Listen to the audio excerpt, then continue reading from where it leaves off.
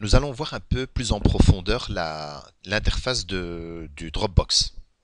Alors, comme je vous disais dans la leçon précédente, ici en bas, à côté de la montre, vous avez le petit icône Dropbox. Si jamais il était déconnecté, ça pourrait arriver. Voilà, je clique ici, je clique là, et je fais quitter. Je ne l'ai plus. Je l'ai soit sur le bureau, soit dans Menu. Donc ici, tous les programmes. Et là, vous avez Dropbox. Et vous cliquez sur Dropbox. Et donc, il permet de l'ouvrir. Soit un double clic ici, soit le chemin que je viens de vous tracer maintenant. Et automatiquement, Dropbox vient se réouvrir dans la barre des tâches. Si je fais un double clic, il va m'ouvrir le dossier. Voilà, vous avez le dossier ici. Si maintenant je clique une seule fois, il m'affiche cette petite fenêtre. Le tout premier, c'est le même dossier que je viens d'ouvrir. Voilà, qui m'indique bien sûr le contenu de mon Dropbox que j'ai à l'intérieur. Je ferme. Si maintenant je clique une fois avec le bouton gauche, et ici j'ai la petite terre, je clique une seule fois, là il m'ouvre la page web en m'ouvrant également les différents dossiers qui sont contenus dans mon Dropbox, comme tout à l'heure, test 1 et premier pas. Ensuite, si je clique encore une fois ici, là j'ai des paramètres. Je clique là, ce sont les différents types de réglages. Obtenir par exemple plus d'espace d'hébergement. Ici, vous voyez la capacité que vous avez utilisée au cas où elle serait saturée. J'ai 2 giga et demi. Mais si vous parrainez, vous envoyez donc simplement en cliquant sur obtenir plus d'espace et vous allez envoyer des adresses email, les inviter également à s'inscrire sur Dropbox. Vous allez automatiquement recevoir des mégas en plus. Ici, cette proposition, c'est simplement pour se dire, bah tiens, je vais utiliser la version payante. Donc là, forcément, il faudra payer un forfait. Si maintenant, vous optez plutôt à partager ces fichiers, ce Dropbox avec d'autres personnes, vous allez recevoir à ce moment-là des mégas, comme je vous le disais tout à l'heure. Donc là, c'est l'explication complète de ce qu'on peut faire avec les explications. Donc je ferme cette fenêtre. Je reviens dans mon petit menu. Je clique ici. J'ai suspendre la synchronisation. Attention, si jamais vous suspendez ça, ça veut dire que vous risquez de ne pas avoir vos fichiers qui soient mis à jour. Comme ici, pareil, si je clique là, j'ai suspendu. Je reclique là, il va se remettre à jour. Voilà, l'air fonctionne. Si je clique ici, suspendre. Donc là, il est en suspens. On voit une petite pause ici. Je reclique là. Soit je clique ici, il reprend. Vous voyez, là, il a repris. Donc surveillez toujours qu'il n'y a pas deux petites barres pause ici en bas. Donc où je reclique ici, je fais reprendre. Je continue encore une fois dans la configuration. Vous avez les préférences. Les préférences, ça c'est le compte utilisateur. Vous pouvez, voilà, j'ai l'adresse email qui est utilisée pour ce compte. Si je ne veux plus qu'il reste dans cet ordinateur, je peux le dissocier. Je peux changer son emplacement, aller le mettre ailleurs.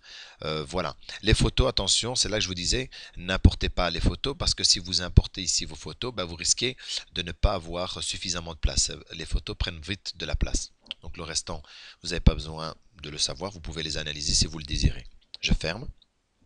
Donc ici à l'intérieur également, vous avez centre d'assistance qui peut vous aider. Donc à ce moment-là, vous avez la possibilité de pouvoir vous faire aider par rapport à des questions que vous vous posez.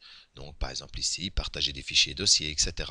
Donc il suffit simplement de choisir celui là où vous posez la question, vous cliquez dessus et il vous donnera l'information. Si je clique sur celui-là, vous allez avoir forcément toutes les explications. Bien sûr, il y a à lire, mais malheureusement, il faut passer par là si on veut mieux utiliser ce logiciel.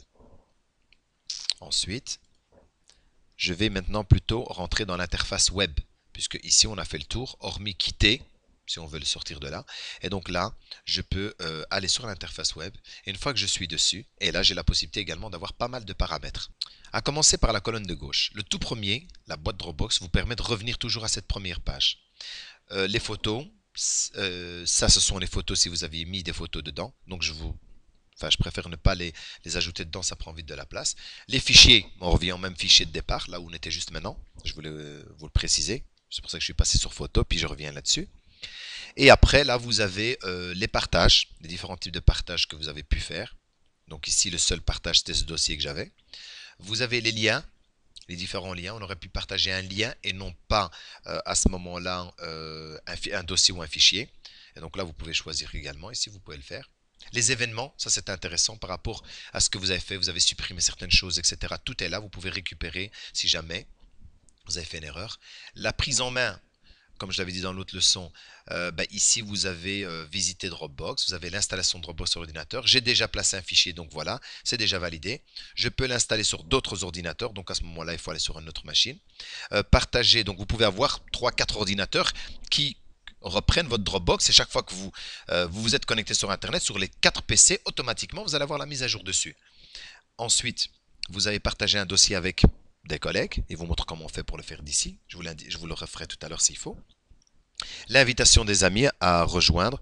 Donc là, vous invitez des amis à rejoindre et vous gagnez forcément, comme vous le voyez là, chaque fois que l'un de vos amis donc s'inscrit et installe Dropbox sur son ordinateur, nous vous offrons donc 500 mégas d'espace bonus à à tous les deux, donc aussi bien l'un et un qu'à l'autre, et jusqu'à 16 gigas. Donc 16 gigas plus les 2 gigas de base, plus les 500, vous pouvez aller jusqu'à 18 gigas et demi. Si vous avez besoin donc d'encore plus d'espace, ici mettez votre compte à niveau. Donc là c'est le système de paiement. Mais si je clique là-dessus, regardez, voilà, il suffit de mettre des adresses email ici. Et chaque fois que vous mettez une adresse email, par exemple test, je sais pas, on va dire. Voilà. Ah, celui-là j'avais déjà fait, donc je vais peut-être mettre le 2. Voilà. 2. Le 1 je l'avais déjà fait. Point EU. Et voilà, il crée. Et puis je pourrais en faire encore un autre. Mais bon, il faut bien sûr que ce soit des adresses email existantes. Hein. Voilà. Voilà. Point EU. Et ainsi de suite. Vous continuez comme ça. Et vous cliquez sur le bouton envoyer. Et toutes ces personnes recevront l'email. Et le jour où ils s'inscrivent, et qui installent le Dropbox, vous recevrez chaque fois des 500 gigas. Je reviens dans la partie du menu ici. Donc là, on a fait le tour. Maintenant, il nous reste la partie au-dessus. Donc là, c'est transférer. C'est-à-dire que si je clique dessus, je choisis un fichier qui est sur mon ordinateur et je n'ai plus qu'à le sélectionner. Bon, ici, j'ai rien fait. On va voir s'il n'y a pas quelque chose sur le bureau. Allez, on va prendre celui-ci pour voir s'il va l'accepter. Ouvrir et il va le transférer. Voilà, il est en train de le transférer sur Dropbox. Mais à la racine, puisque je n'ai pas ouvert de dossier, je dis OK. Voilà, il me l'a mis là. Chrome, il a mis ici. Je veux le supprimer. Je clique dessus. Je fais supprimer. Supprimer. Et vous avez remarqué qu'il a synchronisé ici en bas dans mon dossier. Si je double-clique comme tout à l'heure, regardez, le Chrome s'est bien mis dans mon dossier également.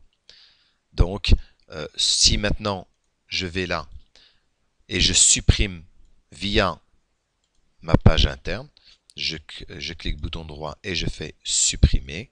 Il va se supprimer d'ici, mais en même temps sur Internet. Regardez, voilà, il a supprimé également. Donc, ça c'est pour le nouveau transfert. Ça c'est pour créer un nouveau dossier. Bon, allez, par exemple, un dossier bonjour. Donc là, j'ai un dossier bonjour. Il va arriver ici en bas. Il va être synchronisé aussi dans l'ordinateur. Et là, j'ai un dossier qui s'appelle bonjour aussi. Ensuite, qu'est-ce que je peux encore faire? Partager un dossier. Donc là, je peux cliquer dessus et je veux créer dans ce cas-ci et partager un dossier, ou bien je veux partager un dossier existant. Si je clique là-dessus, je fais suivant, il va me demander de choisir un dossier déjà existant.